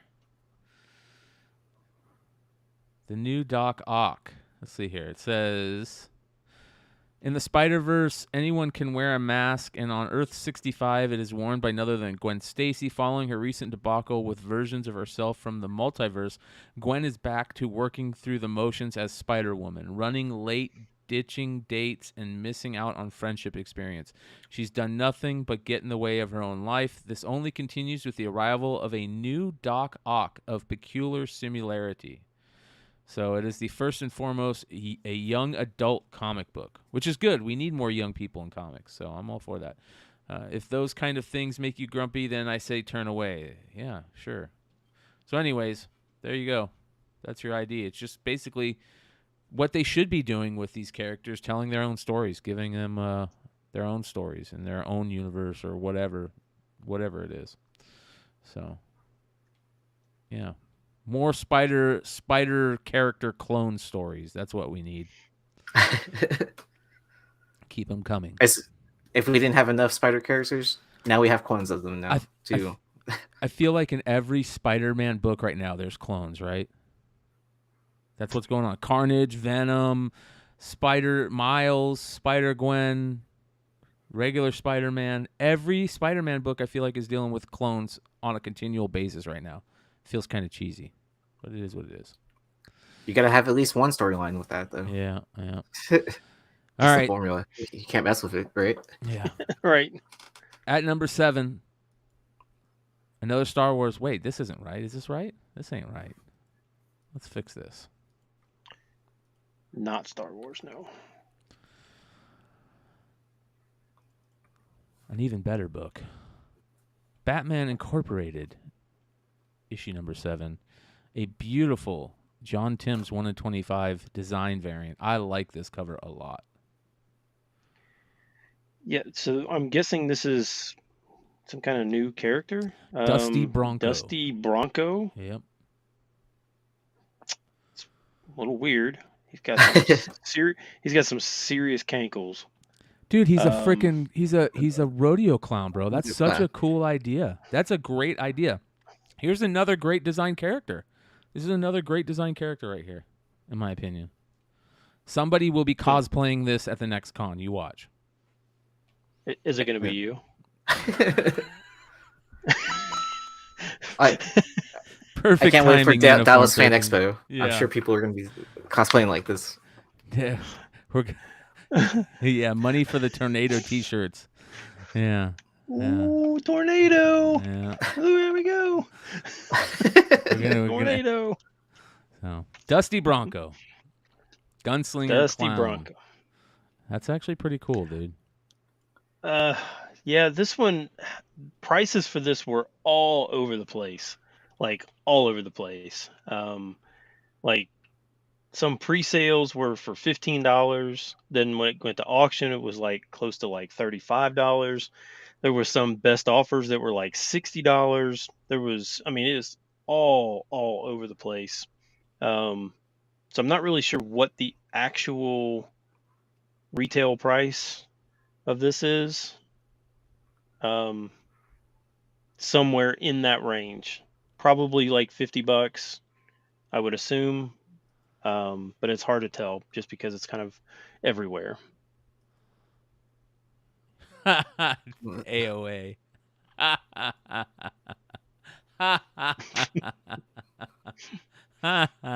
You just ruined that character for me, man. Well, let's see. What's this character's first appearance? It's not this, right? It's not this book. I don't think it is. I don't know. I mean, let me take a look here. I see things that say possible first. I don't know what that means. I'm not reading Batman Incorporated. Because you know how DC does it? Like, you got to stretch out their first appearance characters where it's like Shadow, then it's like, here's the cameo. There you go. First full in costume. First appearance is Batman Incorporated Volume 3, Number 5. Let's take a look at it so you guys can get a picture of it in your mind. There you go. Ghost. What's that guy's name? Ghostmaker or something? That's a terrible character. But there you go. That's the book you are looking for the first Dusty Bronco appearance. So we'll see what they say about the character. 2 appearances of Dusty Bronco, 1 featuring Dusty Bronco Prime Earth. I don't know. I think it's a cool character, man. I think that it might be worth taking a run on one of these if you can find them cheap. Maybe wait till they start, some of the grading copies start showing up, and then pick one up for cheap on an auction. Ooh, Economics of Comics is saying cameo, full last page. There we go. In this issue or on issue 5? Oh, 5. So, gun in left hand, right hand. Is that a mace? No, it's I think it's his rope. I think it's a rope, but I could be wrong. Yeah. Or like a handkerchief or whatever, because it's a clown. Yeah. They need to work on the current storyline and less on new characters that no one will care about. I agree. But at the same time, You know, a lot of people felt that way about the characters we were just talking about being designed so well. Spider-Gwen, Miles, you know, like they were talking about, they're saying the same things about those characters. So this issue, full cameo on the last page. Interesting. All right, number 6, you guys. One of the Star Wars books that everybody's going crazy for right now because of the recent news coming out of Star Wars Celebration. We're going to have a Dawn of the Jedi movie coming from Joe Mangold, I believe is the name of the director. Really good director. One of the few things, good news, I think, that is coming out of Celebration is this right here. So I'm cool with this. And here is issue number 1 on the list. There's a whole bunch of first appearances in this book, and I don't know who any of them are. Are any of these characters that are first appearance in this like actual good characters? They're spec plays, pure spec plays. When Star Wars books started taking off, right? When CBSI first did the lists, like really started buckling down and doing those lists, these type of books that had, you know, was like a book that had like 5 to 6 first appearances in it, even though the characters weren't big characters that a lot of people knew about, it was a great spec play because you had 5 or 6 chances at something cool, right? But yeah, this one is kind of a big deal. You have that first Zesh and Trell, and then the origin of Jedi, or, you know, the Jedi Order. And these books, these Dawn of the Jedi books went crazy. There's 3 different Dawn of the Jedi series, right? So they all went crazy. Yeah, man. These are cool books. I'm looking forward to seeing what they do. I agree, John.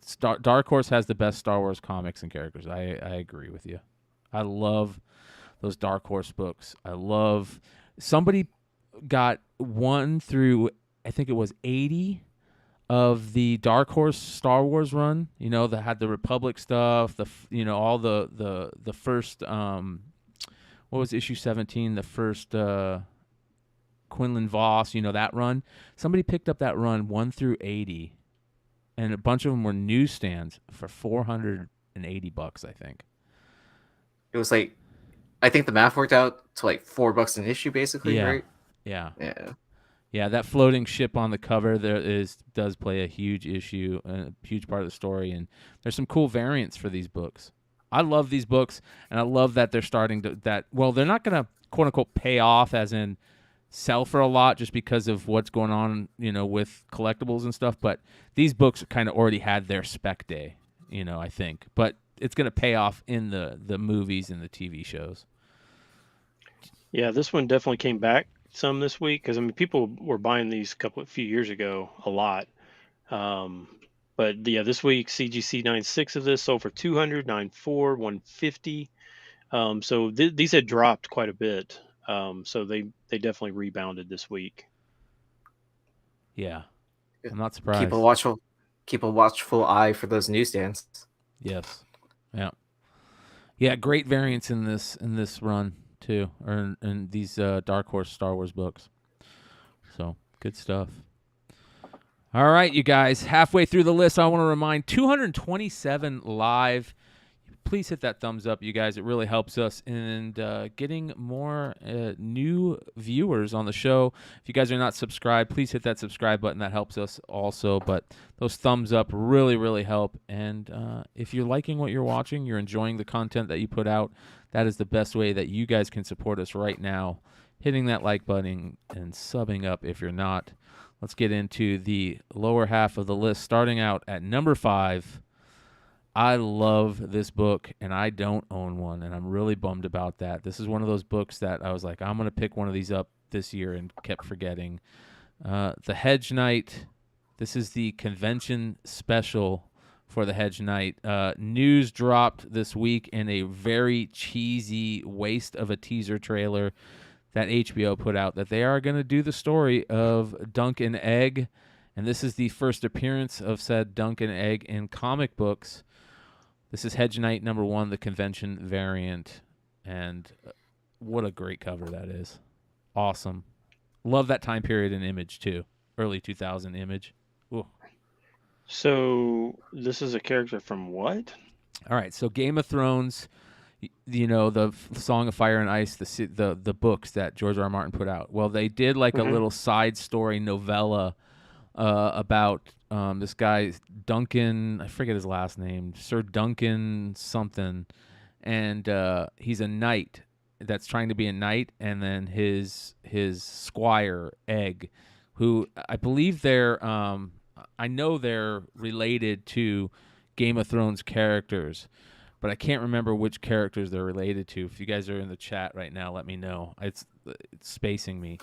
I did listen to the Hedge Knight, the Duncan Egg series on audio, but I don't really remember it that much. So, but yeah, very, very cool. Seems like a Frazetta homage. It does definitely seem like one, that's for sure. But it's a cool cover.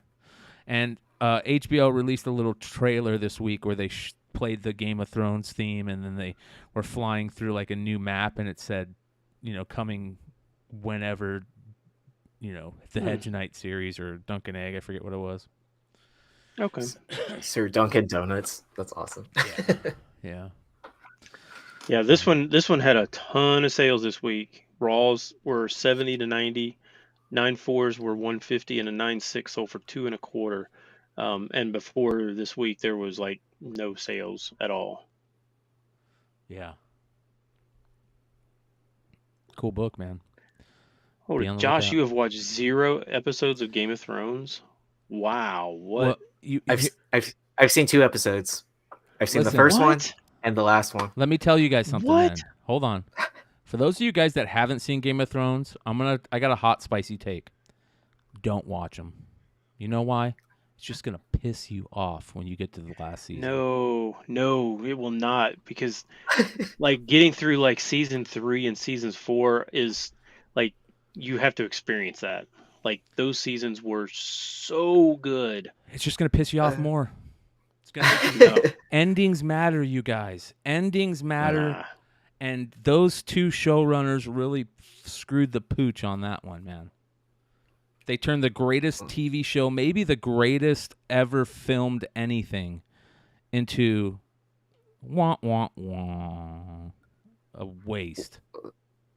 So like when my friends were trying to get me into it, they kept on showing me the first episode like 3 times, and I was like kind of like, I don't care anymore because you've shown me this episode like 3 or 4 times now, and I'm not going to continue the story. So I was like, I'm just going to sit this one out.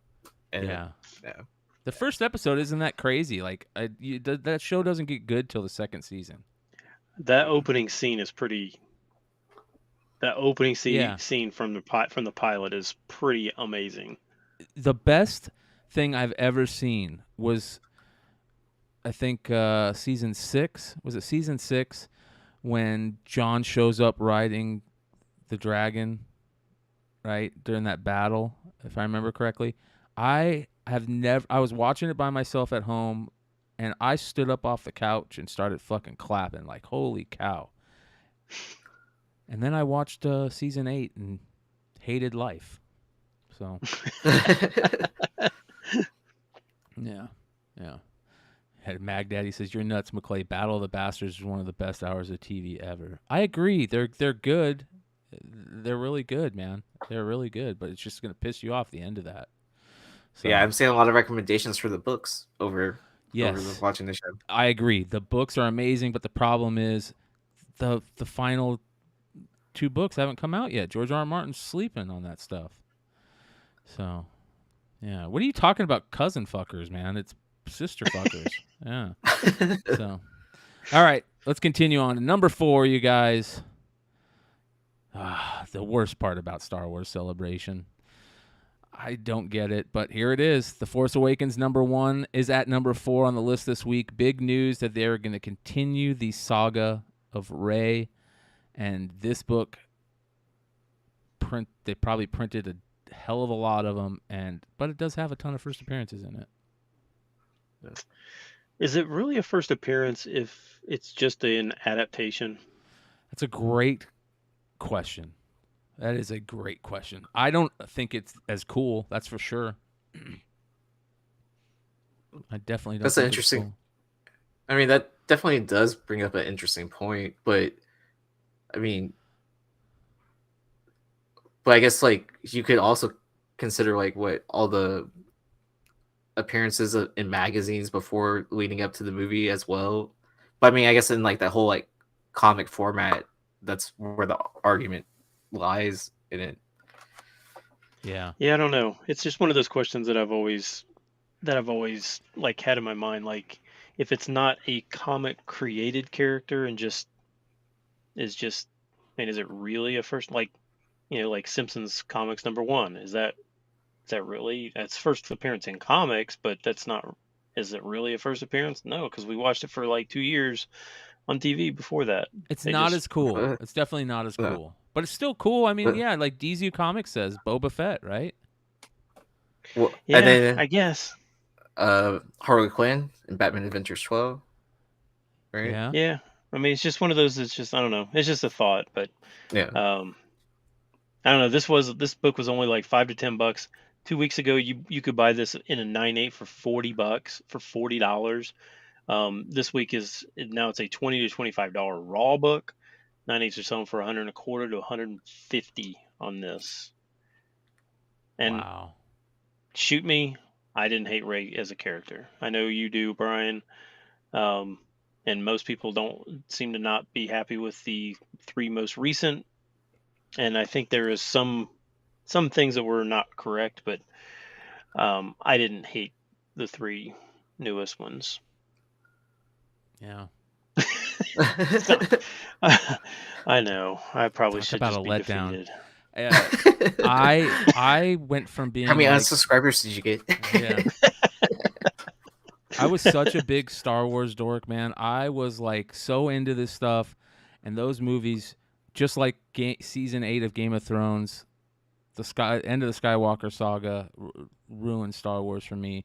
Mandalorian brought it back, but then they ruined that too. So I don't know, man. I'll continue to blame Kathleen Kennedy, and hopefully that's the reason. And when she's finally gone, it will get better. But I am looking forward to Ahsoka. I want to believe in Star Wars again. I really do. So I'm looking forward to Ahsoka, and I'm looking forward to what Filoni's going to do with some movies. And I'm looking forward to Dawn of the Jedi. We'll see what happens. Maybe they can redeem Rey. You never know. You never know.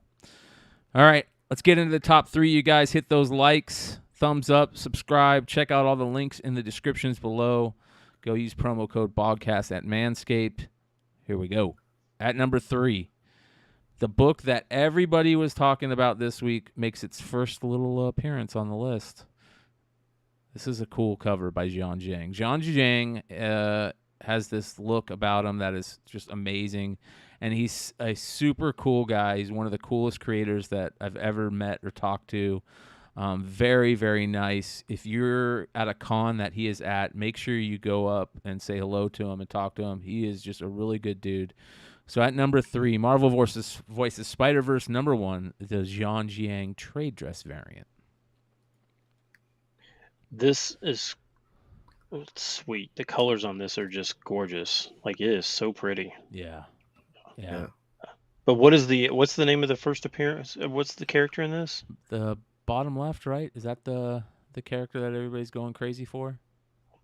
What's that character's name? Recluse? Is that what it is? I think so. Let me take a look here. I think so. That's a cool name, to be honest, for a spider character, right? Yeah. So, I think that's pretty cool. All right. Webweaver, Spider-Punk, Misty Knight, Silk, Spider-Man. I don't know. Who is the first appearance in this? Is it Recluse? Or is it that Webweaver? Who is it? I don't know, but Spider-Punk definitely takes up a lot of this front cover, and like you don't realize it until you start looking at it really closely, and you're like, crap, he like literally takes up the entire front. Yeah. Glory At least he's dog. far right. Spider-Friend and Recluse. Okay. 2 of them. So, there you go. More spider people. It was literally. I mean, how many spider people can they come up with? Well, we've had at least three in the last 2 weeks now. So, you think we can get 4 next week? Gosh, man. Before the summer even hits, Yeah. easily. Yep. Man. Wow. Just keep throwing at it. Yeah. So one of them will stick. At least it's a Wait. nice cover. At least it's a nice cover. Yeah. So. Is the 1 in 100 the one that's on the list, or is it just the? This is just the regular cover. This is the $10 cover price. This one's selling for 20 to 30. Wow. Yep. Beautiful. So good stuff. All right, at number 2. One thing that comic collectors love for some reason, well, I think most collectors love, are variants and recalled airs, right? We love recalled stuff because they're rare. So that's what we got to throw them on the list when they show up, especially when they're talked about like this one. World Tree at number 2, the recalled variant issue. So what do you guys know about this? Yeah, and it's they made it to, so this book is technically not even live, but it is live. Yeah. Like it's not supposed to be released for like what, another 2 weeks or something, but retailers already have it and they're already selling it. So it's live. But I think what did they say? It was like too dark or something. Is that what it was? And it covered up something on the front cover. It's like what, cover A and cover D both have like a misprint on it or something like that. Yeah, like I can't remember what the chat would probably know. So there was a printing error on it. It says here, the highly anticipated World Tree number 1 is being delayed due to a printing error, which has impacted the issue's quality. The premiere will now appear online in local comic shops April 26th. So due to circumstances outside our control, the first issue didn't print at the quality we expected. So we're delaying the first issue to make sure retailers have copies they feel confident about putting in the hands of readers, said James Tynan IV. The entire team could not be more grateful for the tremendous support and the fans and comic retailer community have put behind this title, making it one of my highest-selling creator-owned launches.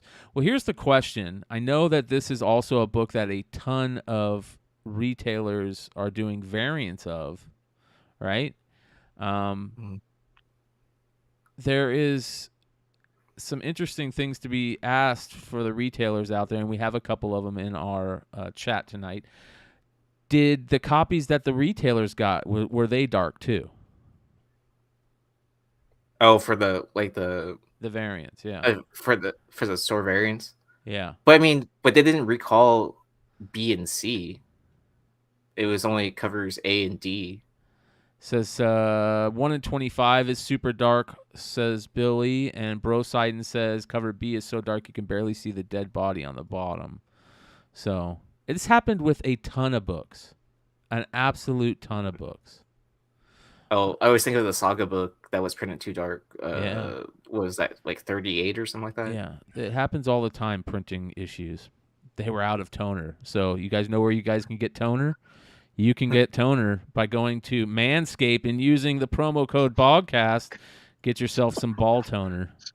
You get 20% off said ball toner at Manscape by using the promo code BOGCAST. All right. At least those won't get recalled. Only A and cover and the 1 in 25 are so dark. That's interesting. This is gonna be a story that we're gonna be talking about, I imagine, for a little bit here. I can't wait to see if this is gonna be a big ish, like a story. Like, is this gonna be a good story? So I don't know. If you actually look at that cover that's on the screen, it's a pretty, like, there's a lot going on there. It doesn't really look like it until you like look at it and you're like, oh crap, there's a dead body there with a knife stuck in the middle of her, and there's blood all over the girl sitting on the computer is all over. Yeah, like, it's pretty crazy cover, but it doesn't look like that initially. Like, you have to actually look at it. Yeah, because it's so dark. Yeah. But yeah, I don't know, selling for $25 to $30. I would tend to think that most retailers probably did not send these back to get the corrected version. So I wonder if the corrected version will be more rare. less rarer than the recalled version? It's a great question. Well, I wonder how many retailers are going to get in trouble too for selling this book early. That's a good question. How close did they check that? I don't know. I'm not sure. I mean, because that happened in like one of the Batman Rebirth issues, right? Where it was like villains of the month, and it was supposed to be on that book. Oh yeah. And then all the stores that didn't sell it, like on eBay and all that, they rewarded them with like some sort of like random cover. Interesting. Shout out to Uniform 13 with the $5 super chat. Says McClay enjoying a solventless ice hash live rosin indica vape. Share your strain in the chat. Next level vape. Check it out. Excellent. Excellent. Nice. I love it. Shout out to all you RSO users out there too. Does CGC note the heirs? That's a great question. Well, we will have to find out if CGC is going to note the heirs. I hope they do. Yeah. We'll see. But 227 live. You guys hit that like button. What are these selling for again? 25 to 30. There you go. Go pick them up. See if your store has them. It's pretty interesting. At number 1, you guys. Some of you might have guessed it. The 1 in 50 Virgin variant of the John Jiang cover is our number 1 book this week.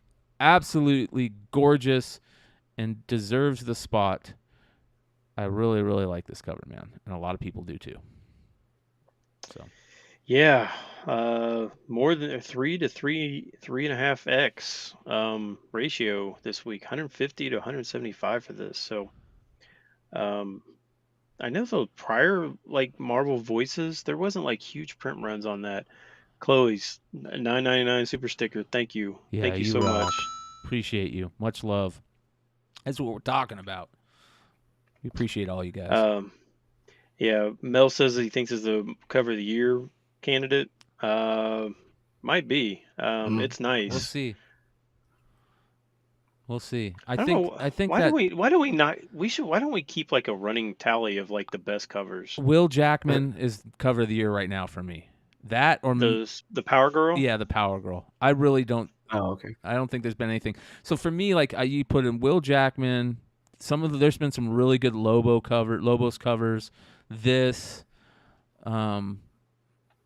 it does have an Alex Ross feel to it. I agree. Yes. It does have an Alex Ross feel to it. Yeah. Oh, and if you ever do meet John Jiang, like he's a great person to meet. Like I met him a long time ago, and then when I met him again at MegaCon, he was like, "Hey, we've met before, right?" And then he's very nice. cool. Yeah. Very so cool. And then after that, we just had like an hour-long conversation. Like it's still early in the con, but yeah. Yeah, I agree. The Will Jack stuff is, definitely over the static. I get the static. I think the static foil is good, but I don't think it's cover of the year candidate, man. Bermejo had a really good cover. That Joker cover was really good. I agree. But that was last year because that was Christmas, right? That came out at Christmas. Yeah. Yeah. Okay. There was a recent Joker cover that was really good. Yeah, that's what I'm talking about. The Joker Santa was good, but I'm talking about that Joker one where it was like a mouth. Wasn't that it? Wasn't that Bermejo that did that? It was like a mouth that had multiple like teeth and stuff and jaws. I don't know. It was pretty good. Yeah, Mel also said that Vampirella, that Parillo from a couple weeks ago. Yeah, the Perlo, the ultraviolet one. Yeah. I don't know, man. I definitely think Will Jack has it. Will Jack or Lobos for me so far. I might be missing somebody.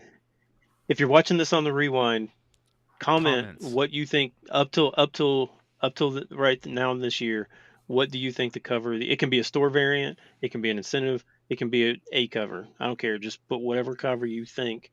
And put your top 3 covers. Top 3, yeah. I want it top 3. Give us your top 3. All right. If you don't have 3, give us whatever. Yeah. Hey, if everybody comments and we get over 100 submissions on this, I'll give some away next Friday. Bada bing. Nice. That Sandman cover with the teeth eyes. That was last year, I think. Yeah, it's got to be for Oh. 2023. Has to have come out in 2023. Yeah. Oh, the Frozen, the Sandman with the eyes. Yeah, that was last year. White Queen. Yes, the White Queen art germ. That's one. Oh yeah, I forgot about that cover. Yeah. Yeah. Mel's like, you got my 3. Again, this is why I love doing this. To me, you guys, content is the reason that I enjoy creating content so much is because I think that the way that we create content, it feels like it's just hanging out with our buddies at the comic book store, just shooting the shit. And we can't thank you guys enough for hanging out with us on these live shows and making these shows even better. If you're catching us on the rewind, if you guys really want to take part in the show, leave those comments below. We read every comment. We're going to be better about responding to them too. At least I am. And we also read we try to read as many as your guys' messages and emails to us.